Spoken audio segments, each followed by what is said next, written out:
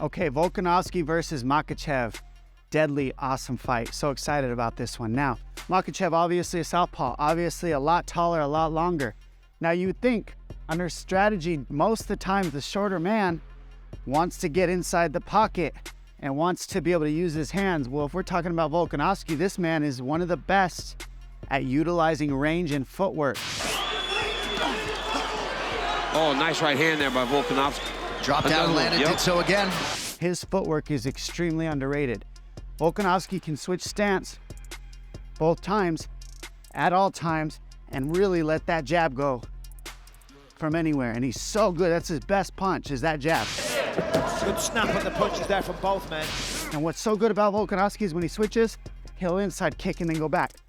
And he'll switch, and then he's jabbing on the other side. So you think the inside kick coming in, he jabs you. Then he goes back, and then he's feinting, and then jab. Right when you go to load, he connects. Right when you go to the load, he kicks you. Right when you go to load, inside kick. And then a combination. Doing a good job of checking these leg kicks. Ooh, big right hand there from Volkanovski. So what makes Volkanovski so tricky isn't because he's super dynamic with one strike. It's because he uses his footwork in two different stances. He's always playing with the lead hand. Or if he switches, he's playing with the backhand. His defense is always up. He's always covered. And the second you load, Volkanovski goes. Of course, whoa, that was a good one.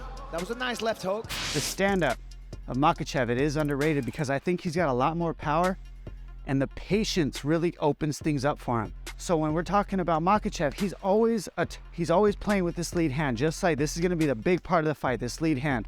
We've got to get to the outside of it, and we want to be able to make sure that if we're circling, we're not circling towards the big power of Volkanovski's right hand. That's one of his best punches. Right T-City there. Oh. Ooh. The weapons that we see out of Makhachev: 1, this inside kick; 2, body kick; 3, high kick. And last, he's so good at taking away people's forward motion by backstepping and coming over the top. Knocked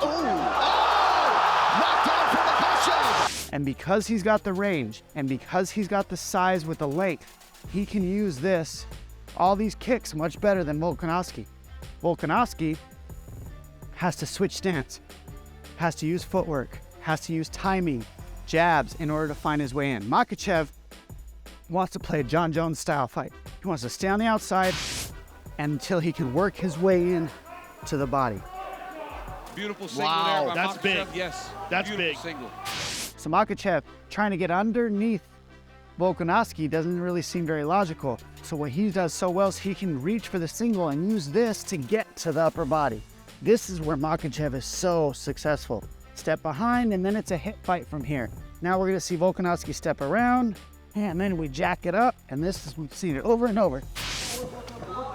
There it is, nicely done. Now, this is Makhachev's world. He wants to drag this man to the fence, whatever he wants to do to get up. This is what he does. And then he just stays on you right here the whole time. And he's just beating the crap out of you, staying on guillotines, just dominating you like a blanket. And this is a terrible position now for Bobby. I mean, Islam is smothering on top. He gives no space to breathe. Heavy downward pressure. Feels like a lead blanket on top of you. So the keys for Makhachev are keep this range. Don't allow Volkanovski to stay free moving. He's got to head him off. Use these big weapons to keep him in a box. Body kicks, deep kicks to the chin, up the middle, to the chin, to the body. And last, use these shots and get to the body lock opportunities. Oh, there it is. Beautiful little hook, right into the double leg takedown. Now he's got Dan Hooker on his back. If Makhachev can spend the entire fight here against Volkanovski, that's a win. Tripping, just following, letting Volkanovski use all his energy to get up. This is an ideal fight for Makhachev all night. Staying on the wrestling, putting Volkanovski on his butt. Oh, look at that And time. what's that going to do? You're a sitting duck waiting to slam be taken down. Volkanovski did end up mounted in a guillotine against Ortega. But let's not forget that was worst case scenario. It wasn't a takedown in some flow. It was this man got hit, got rocked, got dropped, and got put put into the worst position possible. A star. Oh, he's Looking for T-City. That's tight. Oh my goodness, it's tight. This is where the position ended, and what we see out of Volkanovski, his legs were even up in the air. He had him hooked, his legs. He did so good at staying calm and just wiggling his legs. Wiggling, creating some space until he could get his head out. Once, see how he let his hands out right there? The way that he broke the hands is he unbalanced Ortega. So when he was fighting, he made Ortega let go because the balance was going to be lost. Now he got his head out.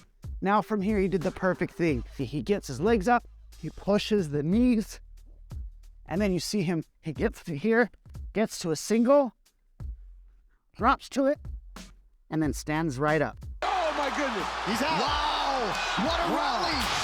It's going to be fun to watch on the ground. It's going to be fun to watch on the feet. We're in for a treat.